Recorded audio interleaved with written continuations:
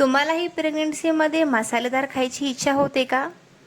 Hi hello नमस्कार, प्रीतीच्या mini व्लॉगमध्ये तुम्हा सर्वांचं स्वागत आहे.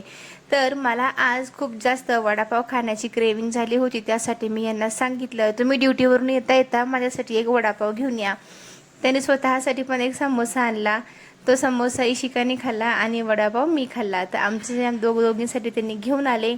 आणि त्याच्यानंतर संध्याकाळचे 6 वाजले होते. गरम खूप होत होतं आमच्याकडे. त्यासाठी म्हटलं चला आपण आता कूलर लावूया. तर हे कूलर आम्ही खिडकीमध्ये लावले. ही आमची बाल्कनी आहे आणि बाल्कनीमध्ये हे सगळं कूलर वगैरे आमचं लावायची इथे आमचं कामधाम चालू आहे बघा. इशिकाच्या डॅडीने सगळं धुवून काढलं, कूलर व्यवस्थित घेतलं, त्याला वरती ठेवलं. तशी त्यांची थोडीशी मदत मी पण केलेली आहे त्याच्यामध्ये. आणि इशिका जी होती ती साईडला बघून एन्जॉय करत होती, थोडंसं सामान गिमान आवरत होती. संध्याकाळी स्वयंपाक करायचा एवढा कंटाळा आला होता की स्वयंपाक करायची इच्छाच नव्हती.